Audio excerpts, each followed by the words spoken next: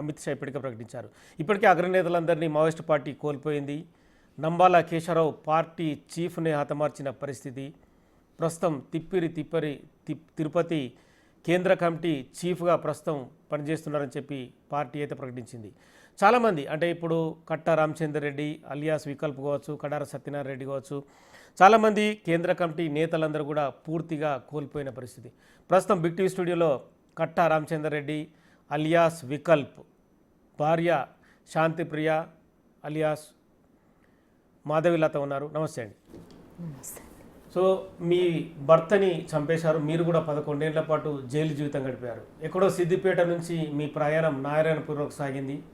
అంటే మీకు ఇన్ఫర్మేషన్ ఎట్లా వచ్చింది, అంటే ఎన్కౌంటర్ ఎలా జరిగిందని వచ్చింది? ఇద్దరు కేంద్ర కమిటీ సభ్యులు హతమైనట్టుగా కేంద్ర హోంశాఖనే ప్రకటించింది. అమిత్ షా కూడా డైరెక్ట్గానే స్టేట్మెంట్ ఇచ్చాడు. అఫీషియల్గా మాకు మెసేజ్ ఏం రాలేదు. టీవీలలో చూసి ఫోటోలు చూసి గుర్తుపెట్టాము. మేము గుర్తుపెట్టి అవును మా వారే అనుకున్నాము. కానీ అఫీషియల్గా రాకపోవడము, తను అంతకుముందు ఫోటోలు కూడా దిగినాయి. మా ఇంట్లో సెర్చ్ చేసి 2008లో అరెస్ట్ చేసినప్పుడు నన్ను ఇంట్లో సెర్చ్ చేసి అన్ని ఫోటోలు అవి ఇవన్నీ తీసుకెళ్లారు. ఇప్పుడు మా దగ్గర ఒక్క ఫోటో కూడా లేదు తనకు సంబంధించింది, ఒక సమాచారం లేదు. దాన్ని బట్టి మేము గుర్తుపెట్టాము. అఫీషియల్గా 23rd ఆఫ్టర్నూన్ అక్కడ నారాయణపూర్ అథారిటీ లోకల్ అథారిటీ వాళ్ళు కాల్ చేసి, టీఐ గారు కాల్ చేసి చూసారా, వస్తున్నారా, ఎప్పుడు వస్తున్నారు ఏంటి అని అంటే ఎప్పటి వరకు చేరుకుంటారంటే చెప్పాము. మేము చెప్తే అది కొంచెం అక్కడ రోడ్లు బాగాలేకపోవడం వల్ల లేట్ కావడం వల్ల పోస్ట్ మార్టం మేము చేసేవారు, మేము వెళ్ళేటప్పటికీ చేసేసారు. మా పర్మిషన్ లేకుండా చేశారని దాన్ని కూడా మేము అబ్జెక్షన్ చేశాము. చేస్తే మాకు అన్ని అథారిటీస్ ఉంటాయని చెప్పారు. కానీ అక్కడ ఉన్న కడారి సత్యనారాయణ వాళ్ళ బ్రదర్, కొసదాద వాళ్ళ బ్రదర్ కూడా ఉన్నారు, వాళ్ళ కూడా చూపించకుండా చేసేసారు. వాళ్ళ ఈవినింగ్ 23rd ఈవినింగ్ 9-10కి వాళ్ళకి బాడీ ఇస్తే వాళ్ళు తీసుకెళ్ళారు. అంటే మీరు ఏమనుకుంటారు, అంటే బూటకప్పు ఎన్కౌంటర్ ద్వారా చంపారని చెప్పి మీ ఆరోపణ, ప్రస్తుతం మళ్ళీ రీపోస్ట్ మార్టంకు డిమాండ్ చేయడం వల్ల అంటే మీ ఉద్దేశం ఏంటి? అవును, అది ఖచ్చితంగా బూటకపు ఎన్కౌంటర్ కాదు. అసలు నిరాయుధులైన వాళ్ళిద్దరిని, ఒకటి వయసు మళ్ళిన వాళ్ళు నిరాయుధులు, అట్లాంటి వాళ్ళను పార్టీ అక్కడి మన ప్రెస్ స్టేట్మెంట్ ప్రకారం, పార్టీ స్టేట్మెంట్ ప్రకారం వచ్చింది ఏంటంటే వాళ్ళను ఏదో బాధ్యతలు అప్పచెప్పి అక్కడ బయట ఉంచారు. బయట ఉంచిన దాన్ని బట్టి వాళ్ళని అక్కడ ఏదో సమాచారం మెట్టుకు తీసుకెళ్ళి కాల్చి విపరీతమైన చిత్రహింసలు పెట్టి కనీసం వారం 10 రోజులు చంపేశారు. ఆ బాడీని చూస్తే కూడా తెలుస్తుంది. అంటే ఎన్నో స్టేట్మెంట్లు వచ్చేటి, అంటే వికల్ప్ పేరు మీదనే మీడియా స్టేట్మెంట్లన్నీ కూడా బయటకు సర్క్యులేట్ అయ్యేవి, మీకు తెలిసే ఉంటుంది. ఎందుకంటే మావోయిస్ట్ పార్టీకి సంబంధించిన బంధు పిలుపులైన అంటే ప్రజా వ్యతిరేక విధానాలకు ప్రభుత్వాలు పాల్పడుతున్నాయని చెప్పి కేంద్ర ప్రభుత్వానికి వ్యతిరేకంగా ప్రతి స్టేట్మెంట్ కూడా కట్టా రామచందర్ రెడ్డి అలియాస్ వికల్ప్ అని వచ్చేది. అంటే కట్టా రామచందర్ రెడ్డి పక్కన పెడితే వికల్ప్ పేరు మీదనే పూర్తిగా మావోయిస్ట్ పార్టీ స్టేట్మెంట్లు సాగేది. అంటే తనే రాసేవాడ ప్రతి పదాన్ని కూడా. మావోయిస్ట్ పార్టీ కేంద్ర కమిటీ నుంచి ఏమైనా సూచనలు వస్తే ఏ విషయాన్నైనా కూడా వికల్పే రాసేవారా? పార్టీ అధికార ప్రతినిధి కాబట్టి, స్పోక్ పర్సన్ కాబట్టి రాసే ఉంటారు. వాళ్ళ సూచనల ప్రకారమే రాసి ఉంటారు. తన సొంత నిర్ణయాలంటూ పార్టీలో ఏ ఒక్కరు తీసుకోరు. కమిటీగా కూర్చొని మాట్లాడేది తీసుకుంటారు. మీరు కూడా 11 ఏళ్ల పాటు జైల్లో ఉన్నారు. ఎందుకు మిమ్మల్ని ప్రభుత్వం జైల్లో పెట్టాల్సి వచ్చింది? అప్పుడు నారాయణపూర్లో దాదాపుగా 10 ఏళ్ళు ఉన్నారా? నారాయణపూర్ కాదు, రాయ్పూర్లో 8.5 years ఉన్నాను. ఇక్కడ చెంచల్గూడ జైల్లో మళ్ళీ మొత్తం 11 ఏళ్ల ప్రస్థానం. ఎందుకని మిమ్మల్ని పోలీసులు ఎందుకు తీసుకెళ్లారు, ఎందుకు జైల్లో పెట్టారు? టార్గెట్ అయితే మా వారే ఉండారు, రామచంద్రుడు. ఎందుకంటే అంతకుముందు గూడ్స్ హౌస్ అండి పేరుతో కూడా స్టేట్మెంట్స్ ఇచ్చేవారు. అక్కడ రామచంద్ర రెడ్డి ఇచ్చేవారు. తప్పితే న్యాయవాది వృత్తి చేపట్టి న్యాయవాదిగానే నెలకొల్తున్న టైంలోనే తను టార్గెట్ అయ్యాడు. పెన్ను పట్టిన వాళ్ళకు కూడా వాళ్ళు వదిలిపెడతలేరు. గన్ను పట్టకండి అంటే గన్ను పట్టలేదు, పెన్ను పెట్టాడు. అక్కడ పార్టీ చేసిన నిర్ణయాలు ఏవైతున్నాయో తను పేపర్ స్టేట్మెంట్ రూపకంగా రిలీజ్ చేసేవారు, అంతే తప్పితే తనను ఎప్పుడు అండర్ గ్రౌండ్ కాలేదు. ఈ నన్ను అరెస్టింగ్ చేయడానికి తను కొరకు వచ్చారు కాబట్టి తను కేసు పర్పస్ ఏదో వేరే పనుల రీత్యా బయటికి వెళ్తే తను దొరకకపోవడం వల్ల ఇంట్లోనే నన్ను అరెస్ట్ చేశారు. అరెస్ట్ చేసి తను వస్తారేమో అని చూశారు. పిల్లల్ని కూడా హౌస్ అరెస్ట్ చేశారు. 3 months ఇబ్బంది పెట్టారు. ఎగ్జామ్ స్కూల్కి వెళ్ళనియకుండా. మా పాప నిన్న మన తొలి వెలుగులో చెప్పిన సేమ్ అదే మ్యాటరు. అంతకన్నా ఎక్కువ ఇబ్బందులను ఎదుర్కొన్నారు పిల్లలు కూడా. నేను కూడా వాళ్ళ మొత్తం లైఫ్ స్పాయిల్ చేశారు. ఇప్పుడైతే మా కుటుంబాన్ని లైఫ్ స్పాయిల్ చేశారు బూటకపు ఎన్కౌంటర్ పేరుతో. అంటే ఎందుకు సిద్దిపేట నుంచి రాయపూర్కు మీరు ఎందుకు వెళ్ళాల్సి వచ్చింది? అంటే అక్కడ ఎల్ఎల్బి చదువుకోవడం కోసమా, లేదంటే మావోయిస్టు పార్టీలో అక్కడ ఉండి ప్రెస్ స్టేట్మెంట్లు ఇవ్వడం కోసము రామచంద్ర రెడ్డి మీరు కలిసి వెళ్ళారు? లేదండి, అలాంటి ఉద్దేశం లేదు. ఇక్కడ ఉన్న వాళ్ళు కూడా చేస్తున్నారు. రాయపూర్కే వెళ్ళి చేయాలని, పార్టీకి హెల్ప్ చేయాలని ఉద్దేశం ఉన్న వాళ్ళు ఎక్కడ నుండని చేస్తారు. కానీ అదేం కాదు, న్యాయవాద వృత్తిలో అక్కడ జరుగుతున్న అన్యాయాలు, ఊర్లో భూస్వాములు పార్టీ వాళ్ళు చేస్తున్న అణగారిన ప్రజల పట్ల చేస్తున్న అత్యాచారాలను అడ్డుకోవాలి, న్యాయవాద వృత్తిలో చేయగలుగుతాను అనే ఉద్దేశంతోనే అక్కడ సీట్ వచ్చింది కాబట్టి అక్కడికి వెళ్ళారు. చదువుకొని న్యాయవాద వృత్తిని చేపడతానని అలాగే చేశారు కూడా. స్టేట్మెంట్లు మాత్రమే ఇచ్చేవాళ్ళు, పార్టీ పనులు ఆఫీషియల్గా ఏం చేసేవారు కాకుండా. అంటే గొప్ప పేరు, అంటే కేంద్ర కమిటీలో వికల్ప్ అనేది దాదాపుగా దశాబ్దాల తరబడి వినిపించిన పేరు. ఇప్పుడు రామచంద్ర రెడ్డి కానీ, కడారి సత్యనారాయణ రెడ్డి కానీ, కోసాదాదా, వీళ్ళిద్దరి పేరు కూడా కోసాదాదా, వికల్ప్, మీరు అన్నట్టు గూడ్స ఊసెండి, ఇవన్నీ కూడా మావోయిస్టు పార్టీలో పూర్తిగా ప్రాముఖ్యత కలిగిన పేర్లు. అదే పేరు మీద కూడా మావోయిస్టు పార్టీ నడిచిన పరిస్థితి. ఈరోజు మీ భర్త ఎన్కౌంటర్లో మరణించిన పరిస్థితి, అంటే మావోయిస్టు పార్టీ ప్రస్థానం ఎలా ఉంటుందని చెప్పి మీరు చెప్పదలుచుకున్నారు? దాని గురించి ప్రస్థానం గురించి నాకంతా తెలియదు. నేను ఎప్పుడు పార్టీలో పనిచేయదు. నేను హౌస్ కీపర్గానే ఉండేది. లేకుంటే నాకేంట అంత పెద్ద ఏం తెలియదు. మా పనులు నేను ట్యూషను. అంటే కలిసేవారు మీ ఇంటికి వచ్చి ఎవరన్నా, అంటే అండర్ గ్రౌండ్లో ఉన్న వాళ్ళు, అడవుల్లో ఉన్న నక్సలైట్లు రామచంద్ర రెడ్డి మీ భర్తను కలిసేవారా రాయపూర్లో? ఇంటికి రావడం అనేది చాలా అరుదు. ఇంటికి రాలేదు, మాకు తెలియదు. ఎవరో నన్ను అరెస్ట్ చేసిన తర్వాత వాళ్ళు అడిగారు, వీళ్ళు వచ్చారు కదా వాళ్ళు వచ్చారు కదా అంటే మేము వచ్చిన వాళ్ళను పేర్లు అడగకుంటూ కూర్చోము.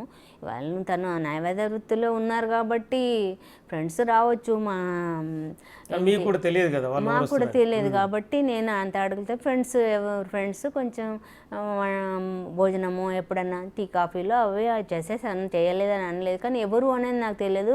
తర్వాత అరెస్ట్ అయిన తర్వాత వీళ్ళు చెప్తే కానీ నాకు తెలియదు. వాళ్ళ పేర్లు మొక్కలు ఎందుకు గుర్తుంటే ఒకరోజు వచ్చిపోయిన వాళ్ళని మనం అడుగుతామా? మన పద్ధతి సంస్కృతి కాదు కదా అలాగ అడగడం. 11 ఏళ్ల పాటు జైల్లో ఉన్నారు. అంటే నేను మావోయిస్టు పార్టీకి వ్యతిరేకంగా అంటే పోలీసులకు వ్యతిరేకంగా పనిచేయాలని చెప్పి ఎప్పుడు మీరు కోర్టులో పోరాడలేదా? అంటే మీ తరఫున లాయర్లు కానీ? పోరాడాను, తెలుసు వాళ్ళకు మేము ఎక్కడున్నాం ఏంటి అంత అడ్రస్ కనుక్కున్నారు. కానీ వాళ్ళకి ఏదో ఒకటి సాకు దొరకాలి కదా, అందరి మీద బూటక కేసులు వేస్తలేరు. అలాగే నా పైన కూడా వేశారు. ఇంకా తను వస్తారేమో. మీరు కూడా ఈరోజు మాజీ మావోయిస్ట్ అయిపోయారు కదా, శాంతిప్రియ ఉన్న మీరు ఇప్పుడు మాధవిలతగా పేరు మారాల్సి వచ్చింది. లేదని అంటారు వాళ్ళు, ఇంకా అలాగా. కానీ మాజీ పెట్టుకొని ఏదైనా పెట్టుకొని మనకేం పరాకు పడది, అభ్యంతరం లేదు ఏదైనా పెట్టుకొని. కానీ నా మనస్సాక్షి నాకు చెప్తుంది కదా నేనేంటి అనేది. ఎవరైనా ఏమని అనుకోనియండి. అంటే మీరు అంటే అక్కడి ప్రభుత్వాలకు కానీ తెలంగాణ ప్రభుత్వం కానీ ఏం చెప్పదలుచుకున్నారు? అంటే ఈ ఎన్కౌంటర్ల పైన, ఇప్పుడు మీ భర్త డెడ్ బాడీ అప్పగించే విషయంలో కూడా. ప్రాణాలు తీసే హక్కు ఏ రాజ్యాంగంలో రాశారు? అది ఒక రాజకీయ పార్టీ రాజకీయ పరంగానే ఆలోచించి శాంతి చర్చలకు వాళ్ళు సిద్ధంగా ఉన్నప్పుడు చర్చలు చేసి అట్లా అక్కడ ఇప్పుడైతే ఏదైతే డెవలప్మెంట్ చేస్తున్నారో ఫస్ట్ నుండి చేస్తే ఇట్లాంటి వ్యవస్థ లేకుంటే నక్సలైట్లే ఉండకపోదురు. నక్సలైట్లను తయారు చేసిందని నేను ఎప్పటి నుండో తను ఎన్కౌంటర్ అయినప్పటి నుండి చెప్తూనే ఉన్నారు మీడియాలలో. అట్లాంటి పరిస్థితులు లేకుండా అందరినీ జనజీవన స్రవంతిలో కలుపుకుంటారంటే చర్చలు చేసి కలిపనేయండి. కలిస్తే కనీసం కుటుంబాలకు ఈ అబౌవ్ 60 years ఉన్న వాళ్ళే అందరు కూడాను. వాళ్ళని తీసుకొచ్చి వాళ్ళ ఫ్యామిలీతో ఉంచితే అంతకన్నా సంతోషం ఇంకెవరికి కల్పించ ఉండదు. ఫ్యామిలీ మెంబర్స్ ఈ లాస్ట్ సమయంలోనూ ఉండాలని ఉంటుంది, తీసుకురానండి, శాంతి చర్చలు జరపడండి. ఎందుకు ఒకసారి వాళ్ళు రెడీ లేనప్పుడేమో మేము శాంతి చర్చలకు రెడీ రండి మీరు అని అడిగారు, ఇప్పుడేమో మళ్ళీ షరతుల మీద షరతులు పెట్టి నిరాయుధులుగా రండి, సరెండర్ అవన్నీ ఆయుధాలన్నీ సరెండర్ చేసి రండి అనడము అది కదా. చూద్దురు, మీరు ముందైతే తీసుకొచ్చి వాళ్ళని జనజీవన స్రవంతిలో కలపండి, మీకు శక్తి ఉంటే అంత అని కోరుకుంటున్నాను నేను. మీరు జైల్లో ఉన్న సందర్భంలో చాలామంది మాజీ మావోయిస్టులు కూడా చెంచలు కూడా జైల్లో ఉన్నారు, ఎవరితోనైనా మాట్లాడే వాళ్ళ? లేరండి, ఎవరు లేరు.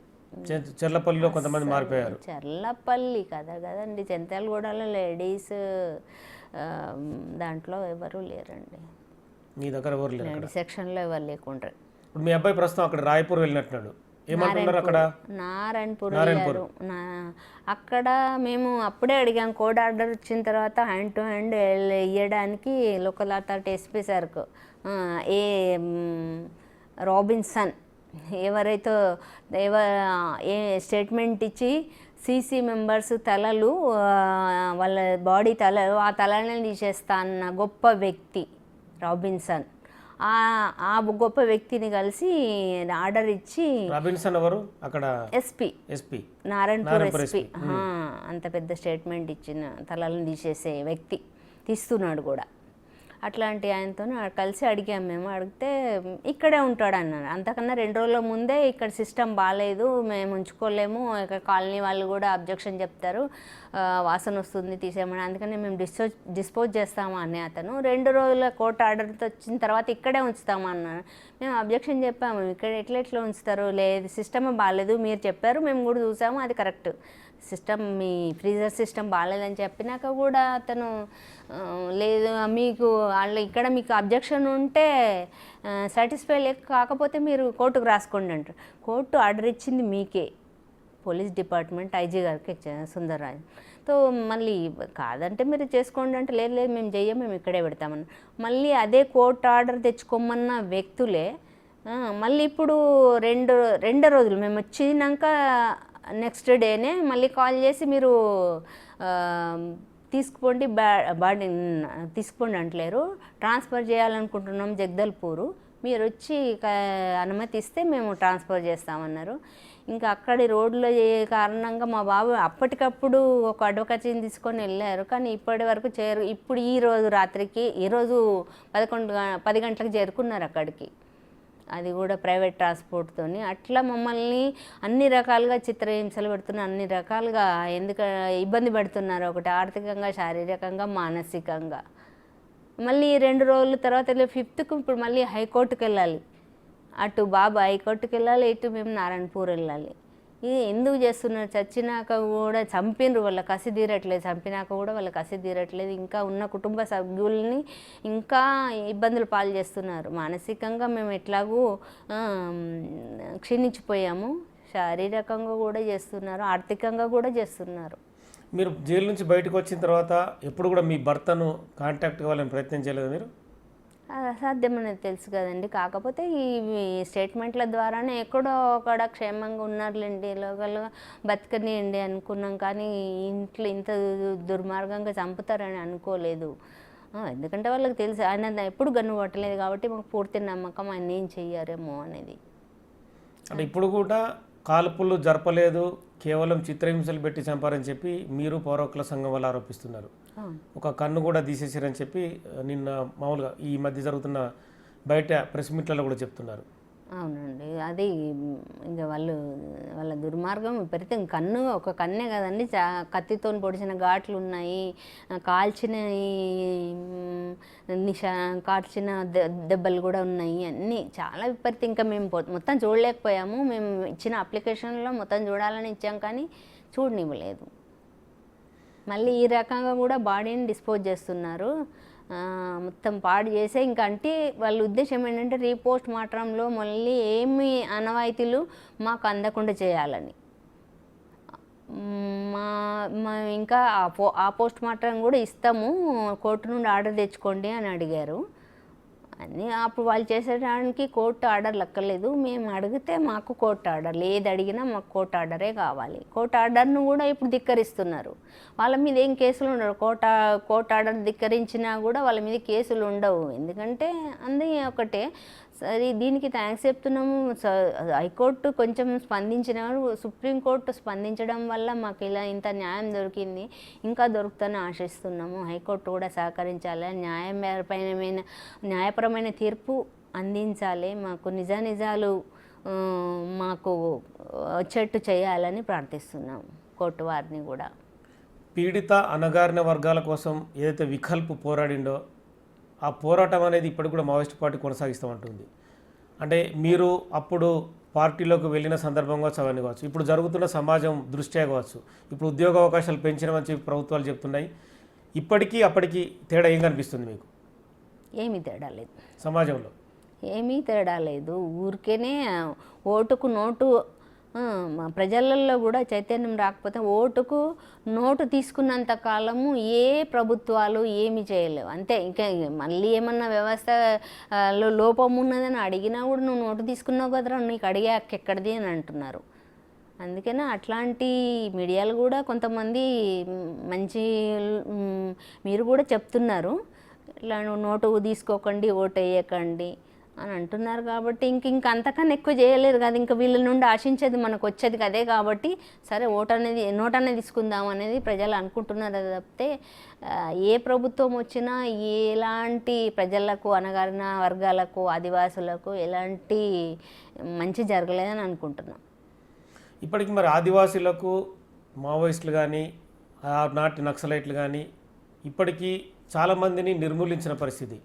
వాళ్లకు మళ్ళీ అంటే వాళ్ళను కాపాడాలన్నా, అడవులలో ఫ్యాక్టరీలు పెట్టకుండా నిర్మూలించాలన్నా కూడా మావోయిస్ట్ పార్టీ అయితే ప్రస్తుతం ఎదుర్కొనే స్థితి లేదు. వాళ్ళని కాపాడాలంటే ఎటువంటి చైతన్యం రావాలంటారు? మళ్ళీ కాపాడాలని మనం అనుకుంటే ఇంకా కాదు, కానీ అదే గవర్నమెంట్ కూడా ఈ శాంతి చర్చలను జరిపి కాపాడొచ్చు. చేతిలో ఇప్పుడు మొత్తము ఫోర్సు అంతా బలగము అంతా వాళ్ళదే. కాబట్టి అట్లా శాంతి చర్చలు జరపాలి. దానికి శాంతి చర్చలు కేంద్ర ప్రభుత్వం ఒప్పుకోవడం లేదు. ఆపరేషన్ కగార్ అంటుంది. వచ్చే సంవత్సరం వరకు అసలు మావోయిస్టు పార్టీ పూర్తిగా నిర్మూలన అని చెప్తుంది. నిర్మూలించి ఆదివాసీలను అక్కడ నుండి పారద్రోలి వాళ్ళ అక్కడున్న సంపదనంతా కొల్లగొట్టి అదాని, అంబానీ అట్లాంటి పెద్ద పెద్ద వాళ్ళకు అప్పజిప్పాలని కంకణం కట్టుకున్నది. కాబట్టి వీళ్ళు ఉన్నంతకాలం అది వాళ్ళ సాధ్యం కాదు. ఈ నక్సలైట్లు ఉన్నంతకాలం సాధ్యం కాదు. కాబట్టి వాళ్ళని తుదముట్టించిన వెంటనే వీళ్ళను అక్కడి నుండి బేదకలు చేసేసి ఇంకా సంపద అంతా కొలగొట్టాలని. అందుకని చర్చలకు ఒప్పుకోదు కూడా. అంటే శాంతి చర్చలు కావాలని చెప్పి ఇప్పటికీ మావోయిస్ట్ పార్టీ డిమాండ్ చేస్తుంది. కానీ శాంతి చర్చలు సమాజం అంతా డిమాండ్ చేస్తుంది. ఒప్పుకోము, మాకు అవసరం లేదని చెప్పి కేంద్ర ప్రభుత్వం అంటుంది. అది తెలిసేది కాలమే అనుకుంటున్నాను. ఏంటి ప్రజలలో అదేనంటున్నాను. కానీ ఇంక శాంతి ఇట్లాంటి ఇట్లా ప్రజల్లో చైతన్యం వచ్చి కావాలి అనేది మొత్తము ఇంకా వాళ్ళు ఏకదాటిగా వాళ్ళ వాయిస్ను మీడియా ద్వారానో దేని ద్వారానో బయటకు పెడితే కానీ రాదు నాకు తెలిసి. మావోయిస్ట్ పార్టీ కూడా విడిపోయిందన్న అనుమానాలు కూడా చాలామందికి వ్యక్తమవుతున్నాయి. ఎందుకంటే మల్లోజుల వేణుగోపాల్ స్వయంగా కిషన్జీ తమ్ముడు పార్టీ నుంచి బయటకు వచ్చి పార్టీ కోవర్ట్గా మారాడు. ఇప్పుడు ఎన్కౌంటర్లన్నిటికీ ఆయనే కారణమని ఆరోపణ. అదంతా మనకు లోతుగా తెలియదండి, అంటున్నారు, వింటున్నాము. కానీ నాకైతే అంత మీకున్న సమాచారం అంటే మీతోని పౌర హక్కుల సంఘం వాళ్ళు మాట్లాడతారు, జనరల్గా కొంతమంది మాజీ నక్సలైట్లు కూడా మీతో మాట్లాడుతూ ఉంటారు. అవును, వాళ్ళ మాటలు విన్నాక నేను ఒకటి ఏమనుకుంటున్నాను, అంత దుర్మార్గుడు కాకపోవచ్చు ఆయన. అంటే వాళ్ళ భార్య సంవత్సరం క్రితం లొంగిపోయింది. మహారాష్ట్ర పోలీసుల దగ్గర అక్కడ లొంగిపోయింది. తదుపరి మహారాష్ట్ర ముఖ్యమంత్రి ఫడ్నవీస్ కూడా మాకు టచ్లో ఉన్నాడు వేణుగోపాల్ అని చెప్పి ఆయన ఒక స్టేట్మెంట్ ఇచ్చిండు. తెలియదండి, అంతగా మాకు అంత తెలియదు. కానీ వీళ్ళు చెప్తున్న మాట ప్రకారం పౌర హక్కుల సంఘాలు, లొంగిపోయిన మావోయిస్టులు చెప్తున్న ప్రకారము అది నిజమని అయితే నిజం కాదేమో అని అనుకుంటున్నాము.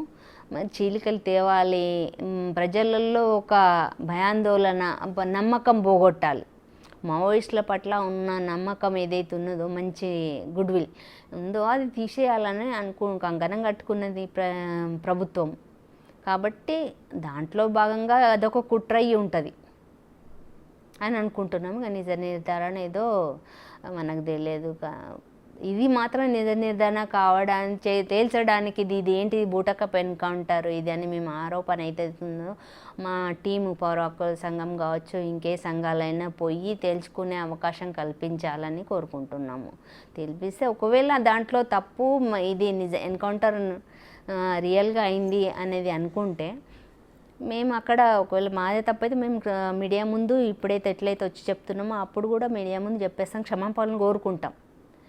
వాళ్ళదే తప్పు అయితే ఈ చంపిన వాళ్ళను కఠిన శిక్షలు వేసి వాళ్ళని కూడా చంపాలి, మేము చూడాలి. అది నేను కోరుకుంటున్నాను. కొద్దిమంది మావోయిస్టు పార్టీలో ఇప్పుడు మిగిలిపోయిన పరిస్థితి, వాళ్ళందరి వయసు కూడా దాదాపుగా 50-60 దాటినట్టుంది. అంటే మామూలుగా ఓవరాల్గా చూస్తే 30-40 మంది అగ్రనేతలు మిగిలి ఉండొచ్చు, ఇంకా అంటే అంతకంటే తక్కువ కూడా ఉండొచ్చు లెక్కల ప్రకారం. సో ఈ మధ్య జరుగుతున్న అగ్రనేతల ఎన్కౌంటర్లు, ప్రస్తుతం పార్టీ నడుస్తున్న తీరు, వాళ్ళందరూ కూడా చెట్టుకొకరు గుట్టకొకరు అయి ఉంటారు. అంటే వాళ్ళ కాంటాక్ట్ లేకుండా వాళ్ళని పట్టుకోవడం కష్టం అనేది పోలీసులకు తెలుసు. కానీ రకరకాల ఇష్యూస్ని ఎత్తుగడలు వేసి వాళ్ళని పట్టుకోవాలనే ప్లాన్ అయితే కొనసాగుతుంది. కానీ మావోయిస్ట్ పార్టీ మనుగడ ఉంటుందని అనుకోవచ్చా?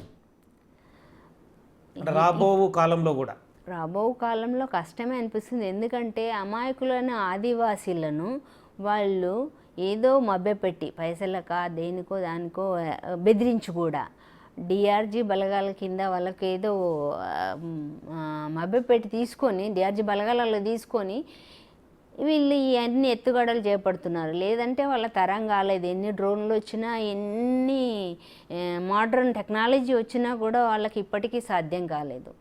అక్కడి ఆదివాసులను మభ్యపెట్టి లొంగపరుచుకున్నారు కాబట్టి ఇంత ఈ అరాచకత్వానికి వాళ్ళకు తావు దొరికింది. ఇంకా కావచ్చు. అయితే ఇట్లాంటి వాళ్ళ చేతుల్లో ఈ ఆదివాసులు ఉన్నంత పాపం నిరక్షరాస్యులు అంటే వాళ్ళకి అర్థమవుతలేదు ఆదివాసులకు. ఇప్పుడు వాళ్ళ చేయితోని వాళ్ళ కన్నును పొడుచుకునే అట్లాంటి ఛాన్స్ని ఇస్తుంది. వాళ్ళకి అర్థమవుతలేదు. ఎందుకంటే వాళ్ళకు ఇప్పటి వరకు ఇట్లాంటి సదుపాయాలు కానీ ఇట్లాంటి ఇంత డబ్బు కానీ చూడలేదు కాబట్టి ఆ డబ్బుకు లోబడి వాళ్ళ కట్టుకథలకు లోబడి ఇవన్నీ చేస్తున్నారు తప్పితే ఇది వాళ్ళు ఒక్కసారి ఎంతమందిండ్రు అని అంటే వాళ్ళ ఆలోచన అంతమందదు, వ్యక్తులను అంతమందించేమో. కానీ ఇప్పటికీ ఎవరైనా అందరు అంటున్నది అదే, సభ్య సమాజము పౌర సమాజం అంతా అంటున్నది ఒక్కటే, అది అంతం కాదు. బుద్ధిజీవులు అంటున్నారు, అందరు అంటున్నారు. జస్టిస్ చంద్రకుమార్ సార్ కూడా అన్నారు. ఎంతోమంది నిజాయితీ గల వాళ్ళు కేవలం అనాథల కోసం, పీడిత ప్రజల కోసం పోరాటమే ధ్యేయంగా మావోయిస్టు పార్టీలో చేరారు. కానీ ఈరోజు వచ్చే తరం, అంటే ఇప్పుడున్న తరం కావచ్చు, నెక్స్ట్ కావచ్చు, మావోయిస్టు పార్టీలో చేరి తుపాకీ పట్టడానికి ఎవరు సాహసించే పరిస్థితి లేదు. ఉంటుందంటారా భవిష్యత్తులో అయినా? ఇది తుపాకులు పట్టాల్సిన అవసరం, ఆ తుపాకులు పడితేనే మావోయిస్టులు కాదు. మా ఆయనకేంటి తుపాకీ పెట్టాడా? పెన్ను ద్వారా, చర్చల ద్వారా, మళ్ళీ ఏదో రకంగా కూడా ఇప్పుడు పోరాటాలు జరుగుతున్నాయి చూడండి. మళ్ళీ ఇంత పోరాట తత్వం కూడా ఫస్ట్ లేకుండే. మెల్లమెల్లగా ఒక్కొక్కళ్ళు తన చిన్న సమస్యలకు కూడా, కొన్ని సమస్యలకు ఫ్యాక్టరీలైనా కావచ్చు, ఇంకెక్కడైనా కావచ్చు, బయట వాళ్ళ హక్కుల కొరకు పోరాటాలు చేస్తున్నారు. ఇంకా వాళ్ళందరినీ నక్సలైట్లు అనలేరు కదా. ఆ రకంగా పోరాటం కొనసాగుతూనే ఉంటుంది ఎల్లకాలం. అంటే బయట ఒక ఆరోపణ, అడవులలో అలజడి పెరిగింది, అడవులలో నిర్బంధం పెరిగింది, అర్బన్ నక్సలిజం పెరుగుతుంది అనేది కూడా ఒక ఆరోపణ. వాళ్ళ పని ఆరోపణలు చేయడం చేస్తారు కూడా. ఎందుకంటే ఇప్పుడు పాపం అడవులన్నీ ఇంకేసి వచ్చే తరానికి ఇప్పుడు మేము ఏదో మంచి చేస్తున్నాం, అడవులంతా నరికేసిన తర్వాత ఆక్సిజన్ మాస్క్ పెట్టుకొని తిరగాల్సిందే అంతే. ఇంకా వచ్చే రాబోయే కాలంలో ముందు తరాలకు ఇంకేం చేస్తుంది? ఇట్లాంటి ఆరోపణలు చేసుకుంటూ వాళ్ళని అందరిని అంతమందించి అడవులను నరికేసి ఏం చేస్తారు కదా. సో ఇది మాధవీలత అంతరంగం. తన భర్త కట్టా రామచంద్ర రెడ్డి అలియాస్ వికల్ప్ మృతదేహాన్ని తనకు అప్పగించాలని చెప్పి ఇప్పటికీ డిమాండ్ చేస్తుంది. సుప్రీంకోర్టు కొంత రిలాక్సేషన్ ఇచ్చి అక్కడ ఫ్రీజర్లో ఉంచి మళ్ళీ రీపోస్ట్ మార్టం నిర్వహించాలని చెప్పి ఆదేశాలు జారీ చేసింది. కానీ కట్ట రామచందర్ రెడ్డి మృతదేహం కుళ్ళిపోయే స్థితికి చేరుకుందని చెప్పి కుటుంబ సభ్యులైతే ఇప్పటికీ ఆందోళన వ్యక్తం చేస్తున్నారు. కానీ ఆపరేషన్ కగార్ కొనసాగుతూనే ఉంటుంది. ఖచ్చితంగా మావోయిస్ట్ పార్టీ నిర్మూలనే తమ ధ్యేయం అని చెప్పి కేంద్ర ప్రభుత్వం చెప్తుంది. కానీ ఇంత నిర్బంధం అవసరం లేదు, శాంతి చర్చలకు తాము ముందున్నామని చెప్పి మావోయిస్టు పార్టీ తరపున మాధవీలత కావచ్చు, పౌర హక్కుల సంఘం నేతలు చెప్తున్నారు. కానీ పార్టీ ప్రస్థానంలో కానీ కేంద్ర ప్రభుత్వం చూస్తున్న దిశ చూస్తే మాత్రం ఆపరేషన్ కగార్ కొనసాగించే విధంగా ముందుకెళ్లే పరిస్థితి కొనసాగుతుంది. ప్రస్తుతం అయితే అగ్రనేతల ఎన్కౌంటర్ లక్ష్యంగానే కేంద్ర ప్రభుత్వం బలగాల్ని అడవుల్లో మోహరించి తన ఆపరేషన్ అయితే కొనసాగిస్తుంది.